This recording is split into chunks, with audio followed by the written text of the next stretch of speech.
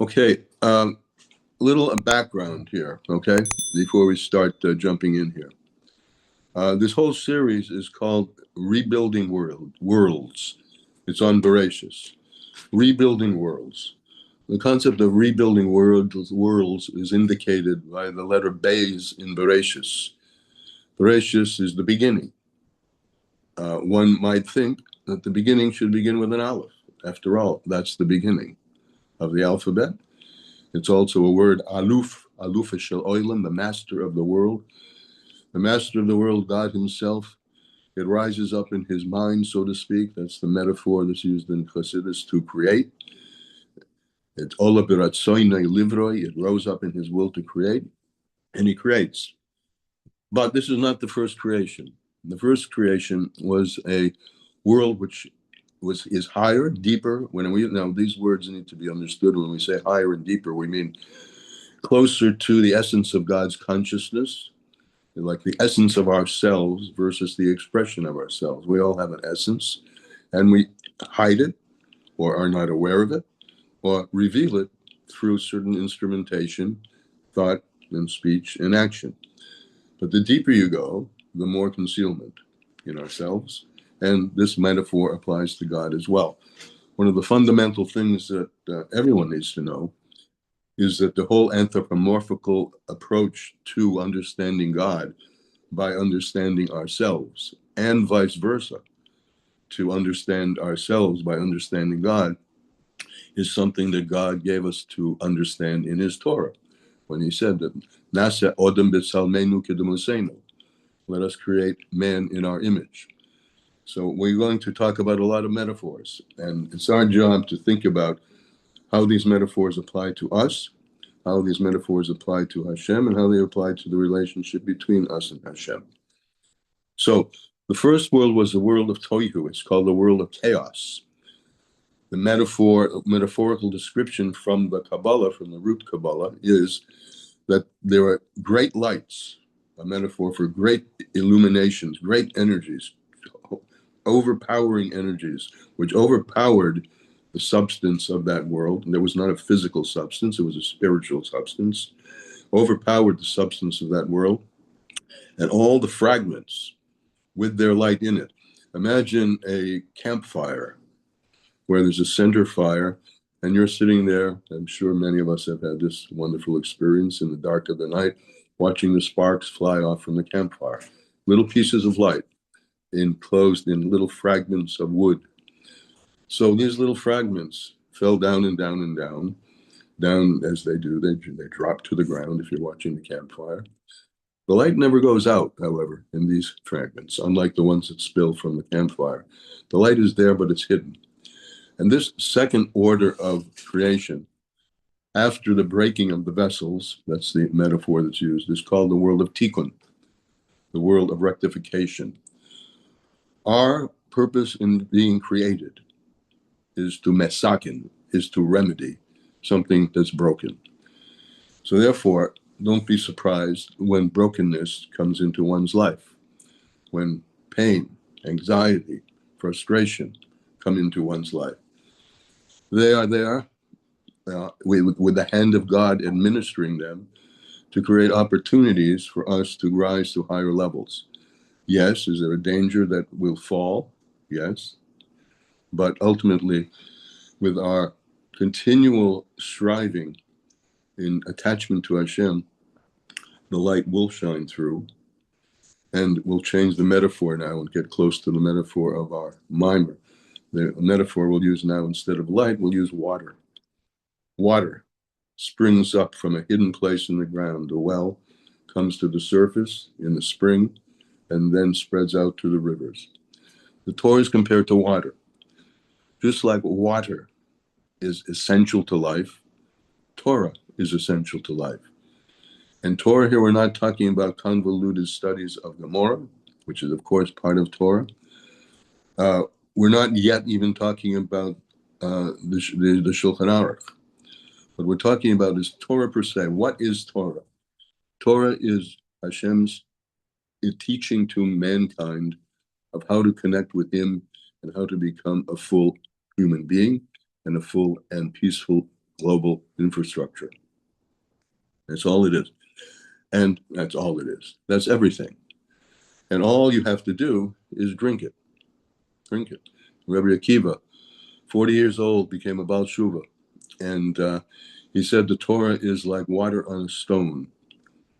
Just keep dripping it, keep drinking it, and it will have that effect. And it does over time. Now, the opening pasuk of this Maimer is Mayim Rabin from Shira Shiram. Mayim Rabin la yochel lekaves ha'ava. The great waters are not able to quench a person's thirst. The yearnings that we have in our soul, the sense of who am I and what am I doing? What am I making with my life? Why can't I get where I want to be? And that propellant motion of dissatisfaction, that's part of the brokenness. But that emotion of dissatisfaction is designed to propel you to say, I want to get out of this place and I want to get to a state of wholeness.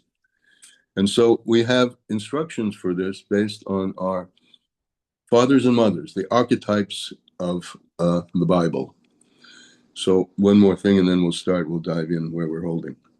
One more thing. The Torah was given before it was given on Mount Sinai. It was given in terms of the innermost meanings of the Torah to Adam and Chava in the Garden of Eden. It was called the Great Light. The Great Light was given, and through this behavior of eating from the sin of the tree of good and evil, that light was concealed. The or, however, the light, this is the energy, the force of godliness from the singular God, which we call the Yud-Keh Vav-Keh, Hashem, entered into the world, became immediately disguised, camouflaged, and hidden for the sake, as I said earlier, of a tikkun. And the pathway to utilize this light and to reveal this light was passed down in what's called the Kabbalah. The Kabbalah starts with Adam HaRishon. There is a book of Kabbalah that we have today attributed to Adam HaRishon, Adam HaRishon, and I'm ahead of myself because the next piece, it goes from there to Noah. There was a stream of light in the world, but also there was a darkness in the world. And if you read the first chapters of Bereshit, it's chaos, people bowing down to this and doing crimes and robbery. The world was full of Hamas, which Rashi touches as robbery. And Noah was given the gift of lifting up a bunch of people from that chaos and floating them on top of the waters. And he established a yeshiva. The yeshiva of Shem and Aver, Shem was a son of Noah, Aver was a great-grandson. And at this academy, in which the light which had been in the world at the beginning shone again in the teachings, which this is the stream of Kabbalah that we have. And at that yeshiva, there was attended Avraham Avinu. Avraham Avinu learned at the yeshiva of Shem and Aver, and he passed on this Kabbalah. That's what it means, receiving one from the other, to Yitzhak and to the couple that we're focusing on now in Yitzhak and Rivka. By the way, the reason we started this last week, and we did a piece on Yitzhak, but tonight we're going to focus on Rivka.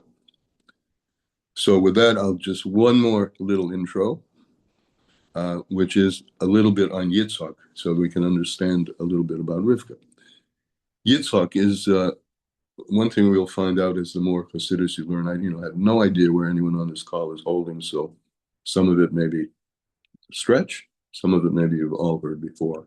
But when we get into the text, we'll talk about what's in front of us. But in any case, Yitzhak, the word is tzachek, tzadich kuf, which means joy or laughter or pleasure. And it says Yitzhak got pleasure from his wife Rivka. Rivka is the one who is, as in every case, Eshes Chayil the woman of valor is a crown to her husband. Like the king, which is usually the masculine orientation of regnancy, of rulership, doesn't get his kingship until the coronation day. And the coronation of the crown, the level of crown which surpasses all the definition of the head, right, left, middle, which is a definition of the body, surpasses that and encompasses that. And that's the role of the feminine in general. It'll be all-encompassing. Eishes Chayil Ateres Phyla. The woman is the crown to her husband. But his job as the husband, he's a well digger. That's what the Torah tells us last week. He's a well digger. He takes the springs, the latent and deep force of life, which is hidden in the ground, and digs it so that it rises up to the top. Rivka, on the other hand, takes that and puts it in her jug. Remember the Parsha back, Chayesara, when Eliezer comes to make the match and he finds Rivka at the well, and Rivka is carrying her jug of water, Kadoh, that's how you spell it, Kuf Dalet. And Kuf Dalet, we're going to see now how that applies, the jug and Rivka. So with that, let me pause for a moment. If anyone has anything, any questions, any comments before we move on. Okay, but please do not hold back. All right, now if you have the text, I published the text in all of the feeds. I don't know how many of you have received it, but I'm over on page Yud Ches, the right-hand column. It begins like this. It's the first bold letters. And I'm going to be reading and translating. So oftentimes I'm looking down at the page and you may raise a hand, I may not see it. Just wait till I, find a pause and jump in. Behine, beYitzchak Kasiv. Concerning Yitzchak is written, Behine Yitzchak Mitzachach as Rivka. Yitzchak, that's his name, his joy, his sochek, comes from Rivka. Ishtoi, his wife. That's a pasuk. That Yitzchak Mitzachach as Rivka Ishtoi. That the joy of Yitzchak is his wife, Rivka. Shekol hatzachik v'hatainug elyon, the Yitzchak. Now I'll use a funny word, all the supernal joys and delights of Yitzchak. So we have fleshly delights, and there are supernal delights, the delights we have in the more refined things, from music, art, dance, and ultimately from the experience of deep meditative connection with Hashem through our exercise of Torah and our imbibing and drinking the Torah. So Rivka is responsible for that. She's the one who is the gateway to the joy, the crown, the highest levels of godly revelation. So Nimshech al Yedei Rivka, that highest revelation of godliness, which brings great, sublime internal joy, is drawn down al Yedei Rivka Ishtoi, Rivka his wife.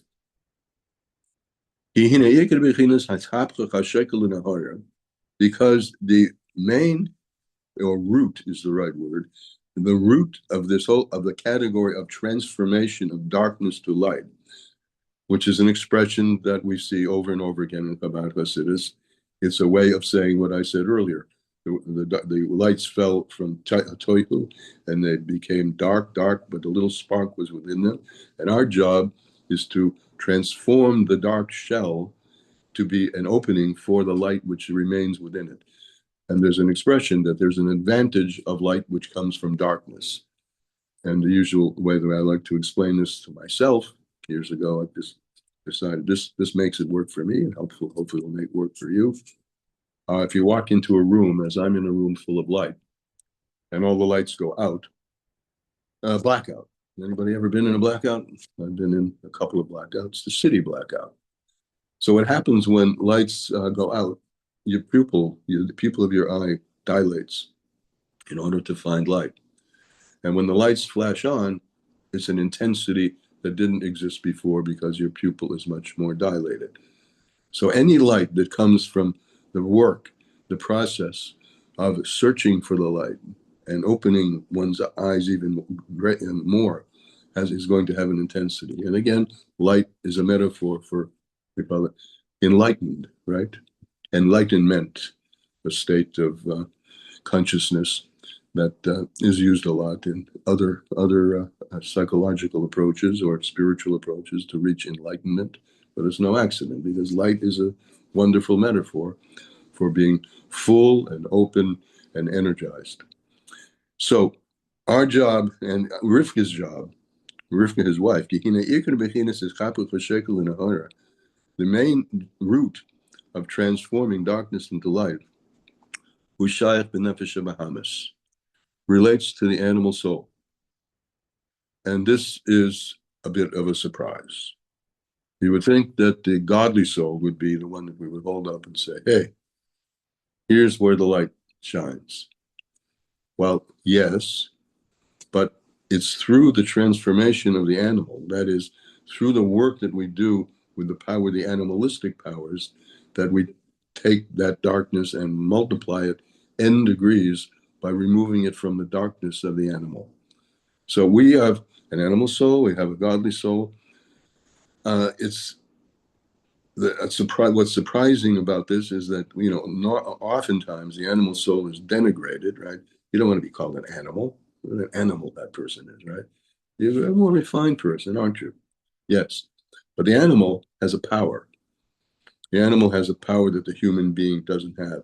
The animal can be strapped to a team of other animals into a chariot and lift a man to the place that a man couldn't go on his own.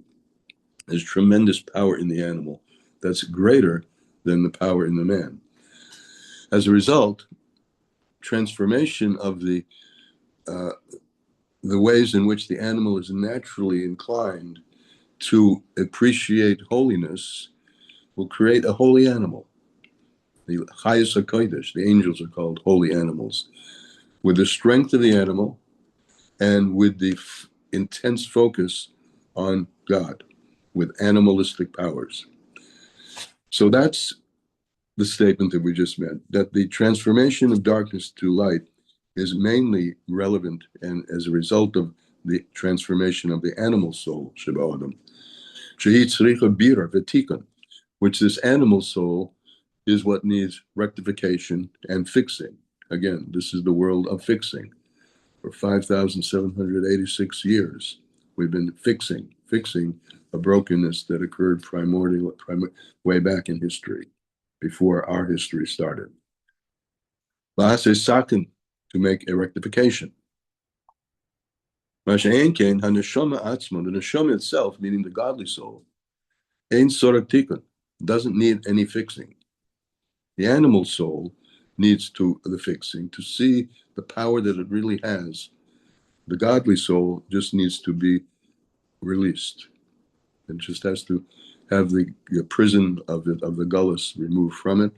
And the act of removing the prison of the gullus is the act really of the animal soul, of aligning our thoughts, speech, and actions with godliness. Thought, brain, mouth, and hands and feet are all part of our animus and our animal, our physical enlivenment. And the root of the animal soul, and the root of all animals, is in a spiritual level, in the world of Bria. It's not important at this point to go through the four worlds and how they distinguish from each other. But the prophet Yechezkel has a vision into the world of Bria, and he sees a team of animals, a lion on the right, an ox on the left, and a eagle in the middle, leading this chariot and lifting up a man. You may be familiar with the painting, the famous painting of the sitting in the back of the wagon of the Baal Shem Tov, right? If any of you have seen that, that's a good image that I have in my head at this point of that horse flying and taking this Hasidim to places that they couldn't go on their own. And in our metaphor here, the horse is the animal soul, and the tzaddikim is the godly soul, and the animal soul is lifting the animal soul is lifting the godly soul over to Plabavitch, a place of holiness in that picture, sitting in the wagon of the Baal Shem Tov. Now the animal soul, that's what we said. Its source comes from that chariot, that vision. The vision of that Yehezkel had was a vision of something going on in supernal realms, and that's what was happening. And I shore the face of the ox, and I said, ox, eagle, and ox, lion, and eagle. And just like on a physical chariot, it's the animals that lift up the throne. Imagine the seat, the man where the person is sitting. Now we're calling it a throne, partly because we alluded to this before. The kingship, God's kingship in the world, comes through the crown. God is the king, right? And God, the king meaning king is a conglomerate of powers and abilities to manage a project, to manage a machine, to manage a world. And God manages the world through his attribute of kingship, right? But he does something else. He invests his very essence into all the subatomic particles of this world. And that investment of his essence comes from the crown. And that's why the king, as I said earlier, doesn't get activated as king until he's crowned. But so the animal has the power of lifting up that kingly image, that image of the man on the throne, or that man on the chariot or the wagon. So just like the animals have that ability to lift up the man, the godly soul, there is power in the animal soul, that through that power in the animal soul, and through the elevation of the godly soul, after the godly soul is rectified by the transformation of the pleasures of the animal into pleasures of the godly. So that's the transformation of the Nefesh Bahamis. The Nefesh Bahamis is by nature, it's a pleasure-seeking thing. Animals, they go for food. They're constantly they're looking to satisfy themselves, to have offspring, to eat and drink. So those are very basic things. And if your desire to drink, let's say, is that you're thirsty for godliness, you're thirsty for spirituality that leads to action, or you're interested in procreating a generation that will carry on the message, the mission that God has given us as a Jewish people.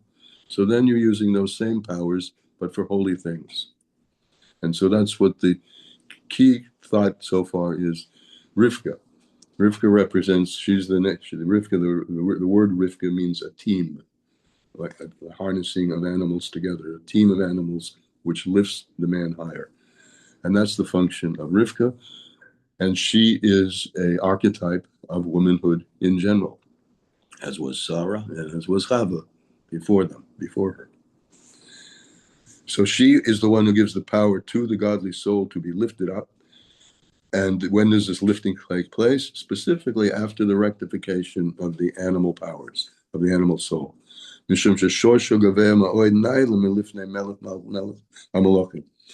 this is a surprising amount, a surprising idea. The source of the animals is higher than the source of the human.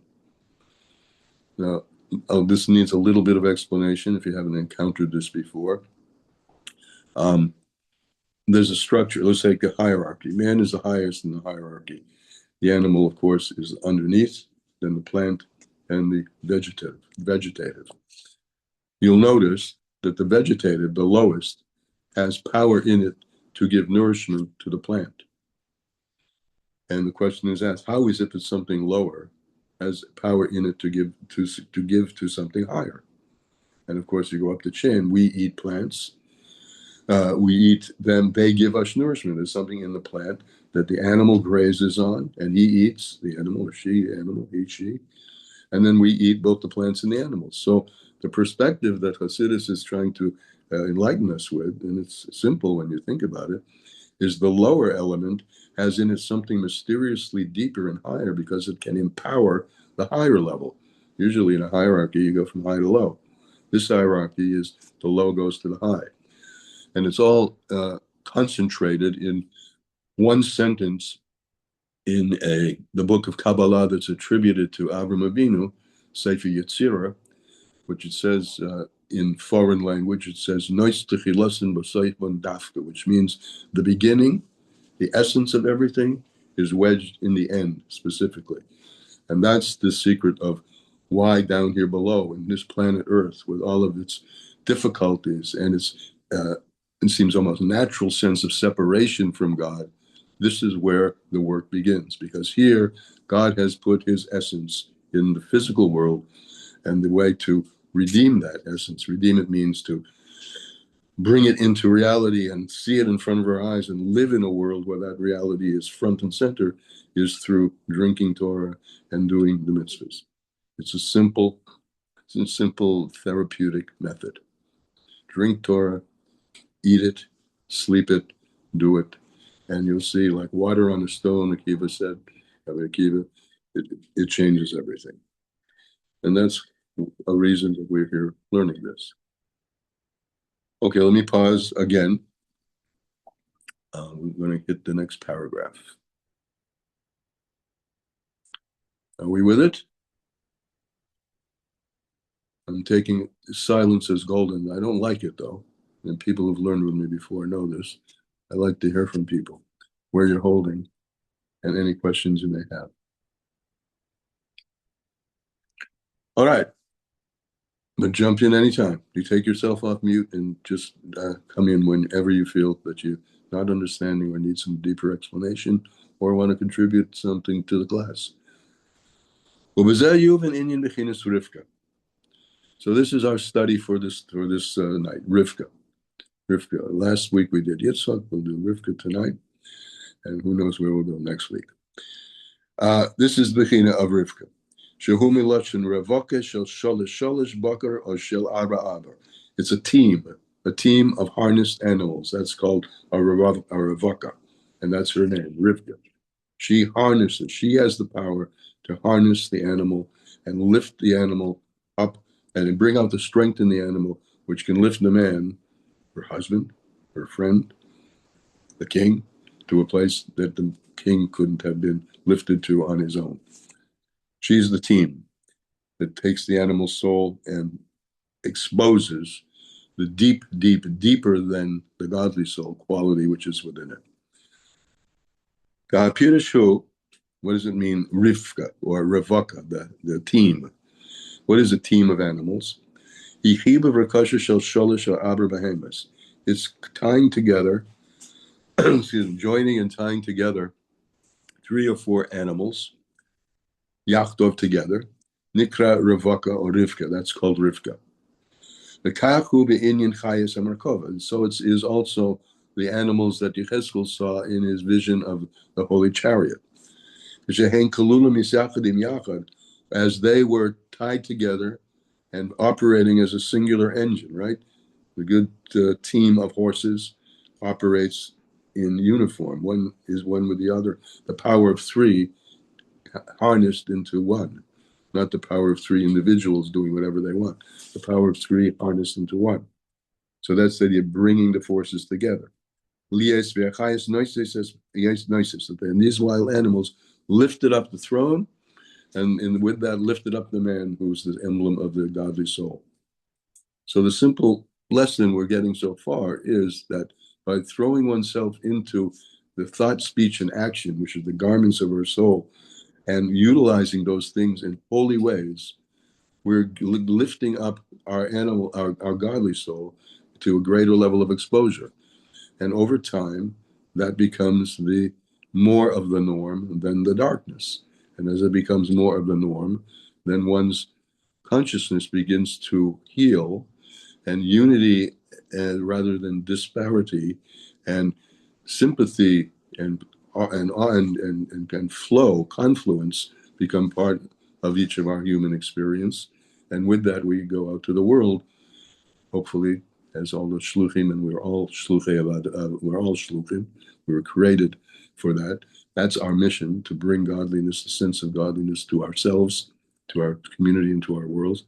And that happens. We'll lift up the throne. And it's due to that team that we've harnessed the animal within us, the team of 3 by 3 or 4 by 4. And if you translate this into a structure which is called the midos, the attributes of Hashem, These three are Chesed, Gevurah, and Tiferes. Again, I don't know where everybody's holding here. We'll say it very briefly. There are three levels of consciousness that we have. There's this, the head. There's the body, right? And then there's the feet, or head, heart, and feet. I'm oversimplifying, right? So the head is symbolized by the top of the head, which is Chokhmah. That's the Ches. And that goes down to the Ches of Chesed. Chesed is the right Midah, which corresponds to the right brain, which is Chokhmah. And then Gevurah corresponds to Bina, which is the left brain, which is Gevurah's power or strength. And Tiferes is the middle kav. It's the middle one which blends the two together, and that corresponds to the crown above the head. I mean, a lot more could be said, but maybe not so much at this point, unless you feel you need more explanation. But he's using this as a metaphor. The three animals on the chariot that lift the man are the three attributes. If our kindness is kind in the way the Torah wants, and our severity, our pulling back, our gevurah, our shrinking is in the way to, I'll give you one example of gevurah, which I use a lot. Gevurah, the holy power of gevurah. You're walking a baby, a small child on the street, and you're at the curb, and you want to make sure that the kid doesn't go into the traffic. You pull the kid back. That's a gevurah for the sake of preserving a life. That's a very holy, one of the most holy things you can do is to preserve a life. So there are many we could bring to the table, but you can think about them on your own. So we have these chagas, Chesed, Gevurah, and Tiferes, and David is the fourth leg, is the Uragla Raviyah. David is Malchus. David is kingship. He's where right, left, and middle all come together at the bottom of the heap, which is Malchus. Malchus is David. David is Mashiach. David is the king. And it's all on him, the Mashiach, to take his power that he gets from the crown, which is Rivka, the crown, Eshes Chayla Teres Baila, and bring about the harmonization of all of reality. Okay. Where am I? Lost the place.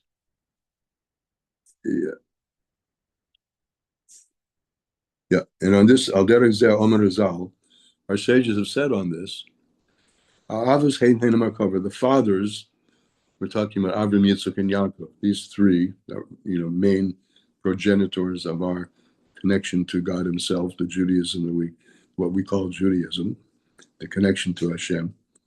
Shein Gimel V'chinas Chagas, and they correspond. Avram is the man of Chesed, right? He's the one who goes out, and he's the emblem in Lubavitch. We always use Avram as the model shliach. He's the model of shlichus. He goes out and spreads the word. Yitzchak is a well digger. He's at home getting deep into the depths of things and allowing the depth of things to come and permeate levels of consciousness. And then Tiferes is Yaakov Avinu. The David, who Raglo David, and that's what I said. And David is the fourth level. He's the manifestation of Malchus, kingship. And this is what it says. If you open the book of Yechezkel, you'll find this. The connection of a sister with her sister. The sister is a feminine, obviously, right? A feminine. Malchus is the crown. She's the one who crowns the head of the king. That's the femininity which underlies the power of everything. I mean, it's, I don't know how to put this in a short way. The Rebbe, our Rebbe, the Lubavitcher Rebbe Menachem Mendel, in his later Memorim and Sichos, really stood on this, the supremacy of femininity, particularly in this age, because this is the age of Mashiach. This is the age when it's all coming home. And when it's all coming home, that's his Galus David Melech HaMashiach, right? And David is Malchus. That revelation is totally dependent on the expression of femininity. And a few things about femininity, which we just metaphorically, The womb takes in a seed, right? The feminine, the masculine, and the feminine, the womb takes in a seed. But the womb is the place where everything happens, meaning all the development, all of what's going to be manifest in this beautiful child takes place in the womb. The womb is a dark place. The womb is a hidden place. This is the underbelly of consciousness being developed as time goes over. We're making an analogy here, the 9 months of development, a time period corresponding to a time period in the world where godliness is going through a developmental process which will ultimately result in the breakthrough of that concealing womb. The waters will break, and the light which will come from there will be much, much deeper, much, much more resonant and powerful than the energies which went into the creation of the egg in the first place. Those energies which are in the egg in the first place are essential, but the essential is hidden. The essential gets revealed through the process of development, a little bit of pain, a little bit of agony sometimes even. And here I'm using metaphors that refer not just to birth, but to the agony of a human being going through agonizing experiences. It's all meant, as we said earlier, to break through the darkness. And when the light comes out from the other end of that womb, with the birth of a child, one sees the fruition of the fruit. So I have a question, if you don't mind. I just, because I kind of was a little just distracted. You said the 4 levels, so it's the like the makom, it's makom like the the chokmah, and then like levels of intelligence, and then it goes to chesed, gvura, tiferes, and then the netzach and hod, and and then malchus. Are those the 4 levels? The four levels that he speaks about, they are, but he speaks about chesed, gevura, tiferes, those 3 midos, and then malchus, right? But that pattern recapitulates throughout the whole Seder Histalshelus, starting with Chochmah on the right, Bina, and then Das in the middle, that's a triad. Then we go to Chesed, Gevura, Tiferes, which is the one he brings on the table, the primary midos. And then we go to Netzach, Hod, and Yesod, a lower level, until we get to Malchus. He, on the page, is just calling out Chesed, Gevura, Tiferes, and Malchus. And we need all of, like, starting from the intelligence, we need all of that to be brought into the Malchus eventually. Oh, absolutely. I mean, that's a good point. It's just not mentioned on the page, but it's a huge point that Chochmah aligns the whole right side. That's wisdom on the right. That's Chesed, Netzach, and then down to the flow into Yesod and Malchus. And Bina, it says Bina is the heart. Bina, the Zohar says, Bina libo v'bo halev mevin. Bina is the heart, and it brings the heart to a level of understanding. We usually think in Western terms, the mind is the organ of understanding, and the heart is an organ of feeling. In Torah terms, and I think this is pretty simple if people didn't really think about it too much. You have a heartfelt reaction. You're putting your heart into something that you may have thought. I've thought about doing this, right? A project, but it didn't really come alive, we'll say in modern English, until I put my heart and soul into it, right? So the soul and the heart gets informed by the brain, and it's particularly Bina. So all this, and why I'm saying this, I'm elaborating. I know maybe it's saying too much, but the flow has to be, the triads have to be flowing one to the other. Chochmah, Bina into Das, and then down into the lower levels, and that creates the flow down from the essence of God down to the bottom, and bottom is the place where we live, and that's the place where the rectifications need to take place. Does that help or not? Yes. Okay. Anybody else? I just want to add, so if we're not doing that process, all right, like going from the intellect, the Chochmah, Bina, Das, and down through the midos into the Malchus, if we're not doing it in that way, then we're not able to get to Malchus, basically. Well, there's 2 flows. There's a downward flow and there's an upward flow. Remember Yitzchak, Yitzhak digs down in the dirt in Malchus, and Malchus rises. The king, the bottom rises, the water goes up, up, up, up, up. This exact is really the function of mitzvahs. Mitzvahs masias. In fact, in the general, I'm going to make a broad statement. In the generality of Chassidus, what we're really looking for is the deed, even more than we're looking at the kavanah, right? Mitzvahs, the Chazal told us, mitzvahs loitzricha kavanah. Mitzvahs do not need intentionality.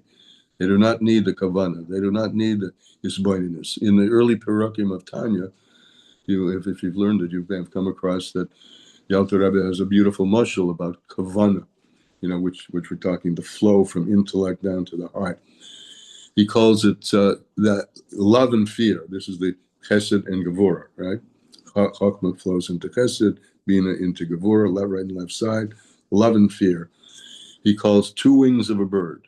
Love and fear. These are the kavanas, the intentionality, the heartfelt, and the intellectual background that goes into what we do. He calls them two wings, right and left, and the bird. But the main thing is the bird. The bird won't fly, but the main thing is the bird.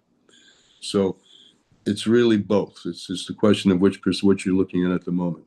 If we're talking about consciousness development, in order to inform your deeds so that your deeds are more aligned with godliness, that's a downward flow. But if we're talking about mitzvahs, just do it. Just do it. That will help create an upward flow in which the actions that we do, there's this expression from a methodology I was once involved with, that movement of the muscles overcomes the defeatism of the brain, right? So many times, if you just do it, in spite of what's going on, you'll find that your consciousness and attitude toward it will change as well. So it's both. Here we're looking at this little sentence, looking at the flow down from Essen Gevurah down to Malchus. But then we look at Rivka. What does Rivka do? Rivka takes the water and puts it in a jug, and she feeds animals. Right? He's not mentioning this in this mimer, but it goes with the subject. She feeds the sheep with the water that rises from the well. So we get fed just by doing mitzvahs. So it's not always, the thing has to be both. But mitzvahs is where the rubber meets the road. And mitzvahs is where God's essence is. As you'll speak about if we had time to go further, all the illuminations are from above. That's when we think about spirituality. It's a very mindful, comes from mind, propagated from mind and heart, right? However, when we look at what the Torah wants from us, the mitzvah wants us to do 613 mitzvahs because, and I'll tell you one thing which has been a very big key to me, and hopefully it will resonate with you guys. When God gave the Torah at Mount Sinai, the very first word he used was Anochi, I. And Chassidus, I think rooted in Kabbalah, though I'm not sure, truthfully, takes that word apart, Aleph, Nun, Chaf, Yud, in 4 words. The An is I, my very self, Kosiv, wrote, and gave it into the Torah. God's essence is in the Torah, and the Torah is mainly about what I want from you, which is the deeds. So mitzvahs don't need kavanah, but kavanah is very important. It's particularly important to our need. The animal has a need for some satisfaction, right? And it's certainly better to be satisfied by a spiritual food than to be a glutton for things food that you just like and is going to ruin your health. But you have to work the two together. But I thought that in Gan Eden, what everyone's going to be doing is just meditating. So how does that fit with this? If meditating is such a small light compared to mitzvahs. Because in Gan Eden, they're not just meditating; they're being fed.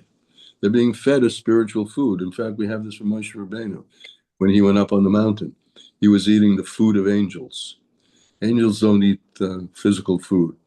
So it's not so much meditation, it's continuing to nourish oneself on the energies of light, of life. After all, when we eat something, it isn't the physicality itself that gives us it's the energy that's in those molecules and in those atoms. That's the energy that comes from it. And different food, of course, has different characteristics in terms of their harmony with our body. But we're eating, which is more a better metaphor for what goes on up there. They're consuming spiritual foods, as Moshe did. He went up on the mountain and he ate the food of angels. So our soul, when our soul goes up, is always yearning for a greater degree of fulfillment, meaning which is impossible to resolve because one cannot reach the end of infinity. But the longing for that, the yearning for that, and the nourishing ourselves with spiritual energy is for that. So it isn't. You shouldn't think of it as a passive, not passive, but I'm going to put it very simply. The feeling of spirituality is not our end game. Our end game is to unite with Hashem and bring His presence into this world. That's what it's all about. The spiritual energy helps us with that. I mean, to feel more aligned and more sublime, we're getting into an area where we feel more of what we ultimately call God's presence. So it's important for that. But it's all about bringing the presence of God into expression. Our soul yearns for more of it, and the world was created in order to have expressed the light of God. So, I know what you're saying, because we all talk about meditation, contemplation. It raises the mitzvah, right? It's like two wings which raise the mitzvah. And that's what's going to be happening up above it all. Your soul is going to be constantly wanting to be raised up by eating the godliness that's there for you in the marketplace up in Olam Haba. All right. Is that all right? Does that help or not? Yeah. Thanks. Okay, good. Okay. Where are we? Where are we in time, by the way? Okay, maybe 10 minutes. Okay. Blah, blah, blah, blah. So now, if you're looking inside, I'm on the line that begins with the avos, avos. The avos, the fathers and the mothers, their mothers and fathers, they are the chariot. They're we're going to go a little further. We said this. Go further. Okay. The line begins Be'avodas Hashem. Based on what we have said, what he said, and some of the ways I've been bringing it to the table here, it will be understood in terms of one's service of Hashem, Be'avodas Hashem, Be'adam, in a person, a human being down here. When a person has a inter-inclusion, a blending of the midos of love and fear, simply stated, love is the yearning to be closer, and fear is the fear to be separated. Right? Loneliness, isolation is something that we usually don't want. I say usually, let's say it, let's leave it like that. Human being is designed to crave connection, connectivity, and community, family, community. That's the bringing close. And when there's divorce, that's for sure, and separation, we don't want that. Save me from that. I want to be, with my friends and with my family. So love and fear are the desire to be close, love, and fear, the fear of separation. So these midos of love and fear, when a person has mercy on himself and so has a little, let's say, a small breakdown. Why is this happening to me? What can I do to turn this into a more holistic experience, whatever it is, right? So a person has to first have mercy on himself, meaning a number of things. But one of the things, knowing that the fact that you're starting here from a state of separation is also part of God's plan. You're not so singularly important that he's done this to you specifically. This is part of the plan, to feel a lack in order to bring forth a yearning. So a person has to have mercy on his soul and say, soul, why are you tied up in all this negativity? I know that you are the source of tremendous positivity. So help me out, my soul, who's now in a state of darkness. Help me out, and I'll work with you on this, right? To bring ourselves together and closer to God. And Rachamim, so a person has to have mercy on oneself and not beat up oneself because whatever the reasons may be, you're not getting the marks you want in school, you're not getting the life you want. I just love that line, to feel a lack in order to feel a yearning. I just want to say that. It's amazing. Say it again. What you said is to feel a lack in order to feel a yearning. Yeah. That is so profound. Well, it is. And it's and that's the crux of everything that you always say, Yeah, I guess so. It's so beautiful. Excuse me. A person may have descended into deep, deep pits, right? Paloya means wondrous descents.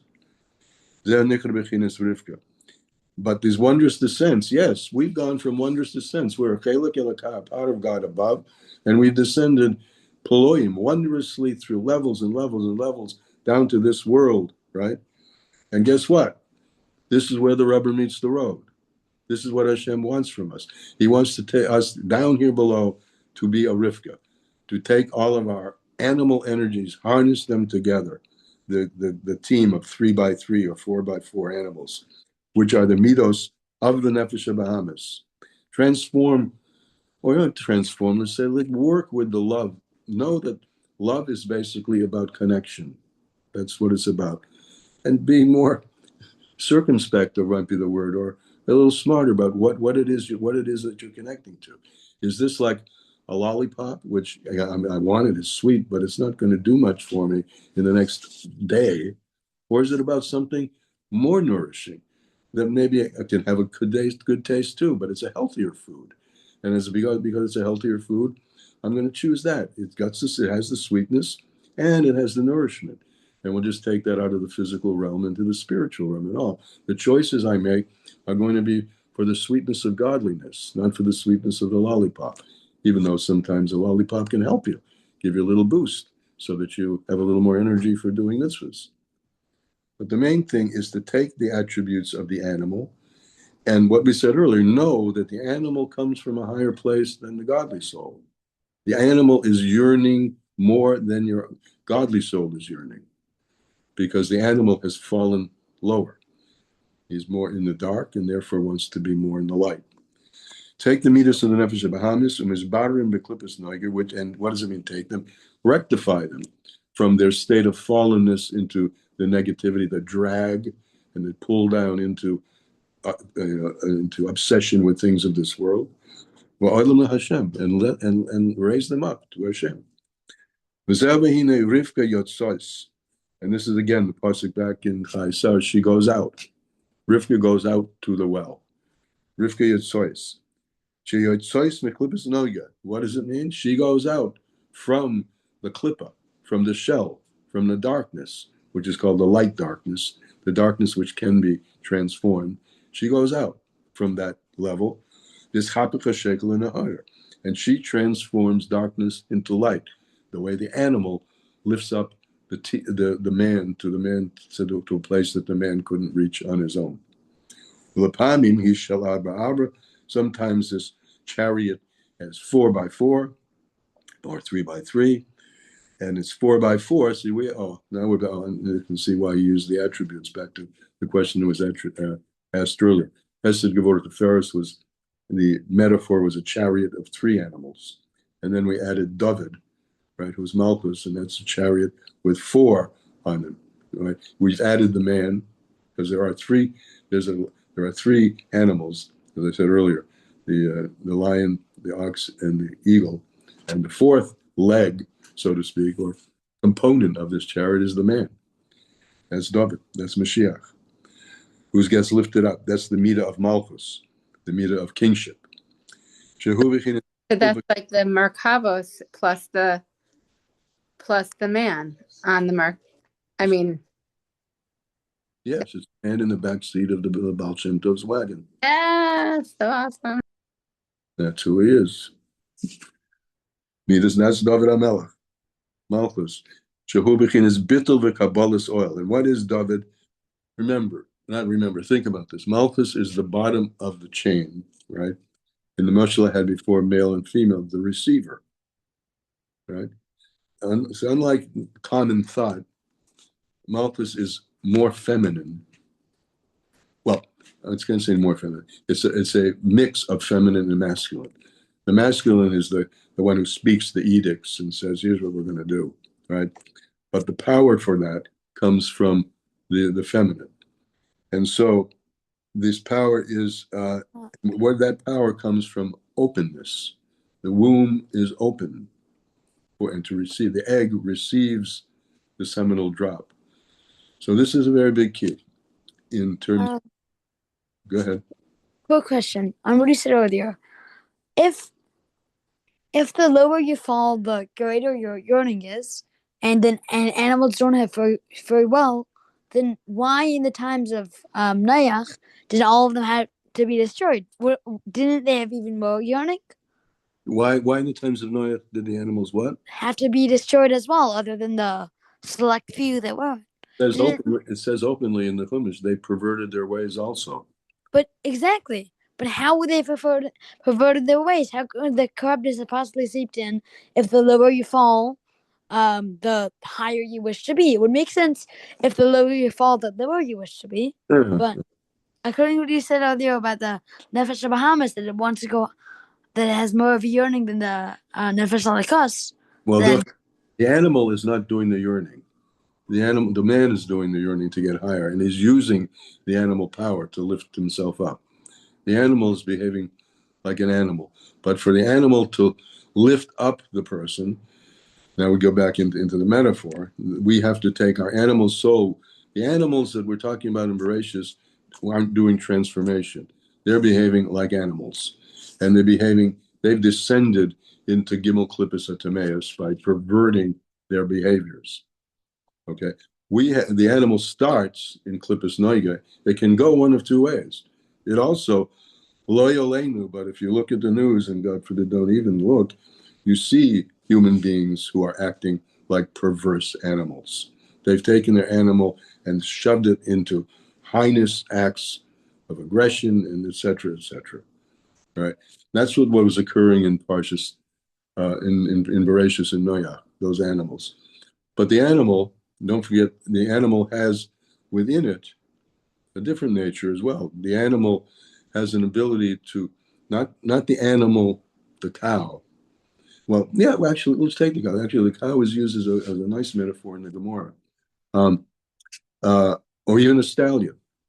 Both of those animals can be somewhat domesticated. You could take a wild ox and you can domesticate it and harness that ox to a grist mill, where they walk around and ground the flour. And now the physical animal has become an agent for a higher, more refined work. He's grinding flour for the humans to consume. Or the stallion is now gone from being a wild horse and could descend into Gimel Klippus Atameus and become a perverse wild horse, and is being drawn into a realm where he's lifting up the man. So we have, if your question is about animal behavior, animals can be servants and helpmen. We have the seeing eye dog, right? Or they can descend into Gimel Klippus Atameus, as it is in the first sections where they all had to be wiped out, like the people who had to be wiped out. All right? Yes or no? Yeah. Thanks. Okay. Thanks. So when the animal takes the yoke, this is right on tune with what you're asking. When the animal takes the yoke, the cow, the horse takes the reins, right? You know, there's a period where it's difficult for the horse to take the reins. It's difficult for us, right? Our human animal soul sometimes is very stubbornly attached to things, and really, why should I do this? You know, especially if it's a mitzvah that I don't understand at all. You know, like Pora Aduma, or one of the what? What are you telling me? What is that all about? You know, why do I wrap my straps on these leather straps on my arm? What you're telling me this is and God's essence is here? Well, yes, I'm telling you that. But okay, but you can be in a state of maintaining your distance from that and neutrally, or even taking yourself and plummeting yourself, God forbid, into really dark behaviors. The opposite of that, and let's say, what does all of that negativity come from? It comes from this part of the self that the psychologists have labeled the ego, the part of yourself that wants to be self-satisfied. I need to satisfy myself, right? But this is in a dark way. You know, this is not the godly self. The godly self is satisfied. The dark self is tries to satisfy itself by more and more of the behaviors that he thinks are going to satisfy him or her, but they never do. There's no satisfaction in that. And they go looking and looking deeper and deeper. And if they're lucky, they find a dead end and say, oh, maybe I should turn around and look in a different direction if they're lucky. Sometimes they're not lucky. And the person just collapses into a state of dark state. Okay? The opposite of that, the opposite of being consumed with and full of your satisfaction of your ego, is what's called bittul, nullification, which is the opposite, which is opening yourself up. Instead of being hard and fast, I want more, I want more, I want more of this sensation, I put that aside and I open myself up. And when I open myself up, I open my mouth. Guess what you'll find? If you've opened yourself up and started drinking the waters of Torah, the thirst will be slowly, 40 years, Rabbi Akiva said. Hopefully it'll take less than each and every one of us out here and over here. Will become satisfied in the way that it's meant to be satisfied. The animal soul really wants to go back to that primary state where it was really unified with God in the first place. And the godly soul, of course, that's its inherent desire also. And all it needs, the godly soul just needs to have the darkness of the animalistic energies removed from it. And that's the avoda. That's in the short, that's the avoda. You just realign the animal soul from falling to the left into the Gimel Klippus Atameus. And remember, Klippus Naga is a klippa in the middle. It's a klippa. There's a darkness. There's a shadow. The light is not so powerful, but it's a light shadow. It's a translucent. You could see the light. And if you see the light and want to go more to the light, so then you're going to take your animal and harness it to your godly, the godly being the man, the animal being the nefesh bahamis, and you're going to create a harness and a team. And the team of God, of animal and godliness will fly. Will fly to Lubavitch in the back of the Baal Shem Tov's wagon, through bittul, through opening yourself, the Kabbalah's oil. That's called Kabbalah's oil, taking upon yourself the yoke. Now, hopefully, we have maybe a little different sense on the yoke. The yoke, taking upon yourself, Kabbalah's oil, Malchut Shemayim. Have you heard that before? Yes? The expression of serving God is taking upon oneself the yoke. Now, you could look at that as it's a limiting factor, isn't it? I can't run free anymore. But it's a developmental factor. If you get from that, developing to a higher level of consciousness, a higher level of soulful satisfaction, and in doing that, you are fulfilling God's will. Exactly. What is the ego then? Because according to psychology, it's like that's one definition, but from what we're going through, it doesn't seem like it's actually the nefesh habahama, because the nefesh habahama actually wants to be harnessed with Right. the yoke serving a Kodesh Baruch Hu. One So more, is it really part of the klipa? you're right. No, there's one more piece we haven't mentioned. The Yetzer Hara. We have those two, the Yetzer Hara, the Yetzer Tov. So the ego is really the Yetzer Hara? I'm thinking this out loud with you, truthfully. I haven't got it. I'm thinking it's more the klipa. Well, yeah, but that is the Yetzirah. That's the klippa is what covers the godliness and presents things in a way that are ungodly. Right? It covers over godliness. And that's in my mind. I'm just thinking, I'm saying with you. That's what the Yetzirah. It says, I have a desire, right? Okay. Which way is it going to go? And that desire is the heart of a human being, is the heart of God, is taiva. Hashem has a desire to live in the lower worlds, right? So desire is that's Yitzhak, pleasure, the pleasure principle, right? You've heard of the pleasure principle. I think Freud coined that expression. But what do you get your pleasures from? The Yetzirah will drag that satisfaction and pleasure into the left side, associating it with real animalistic, in the meaning low animalistic activities. The Yetzirah will help to bring it over to the other side. So that's the way I think of it. So that the Yetzirah is that energy, you call it ego, or it's called ego, which draws you to adhere to the negative. I don't know. What do you think? You still thinking? You there? Maybe not. Anyway, that's my thought on the ego, the force that pulls one over to the negative side. Okay, so we're going to just wrap on this now. A wrap up. Basically, what we said in the first part, we talked about Yitzhak. Yitzhak is tzachek, is pleasure, is delight, right? And the delight that one has in drinking the living waters of godliness, which come from the Torah, which are the well springs, right? The well springs, which are Chassidus. And that delight creates an energy of desire to have. This is now the desire to be more attuned with that. But the pathway to be more attuned is paradoxically to be less concerned with that, less seeking the light for its own sake, and more seeking to align oneself with God's will, because this is what He wants. However, when one does that, the light shines. And in order to do that, in order to align oneself with God, one has to tap the superconscious part of oneself, which is the crown, which is Rivka, the one who lifts the jug, pours out the water from its source. So that's the higher self. The higher self. Yeah. Control of all the mitos. Pardon me? The what? Control of all of our mitos.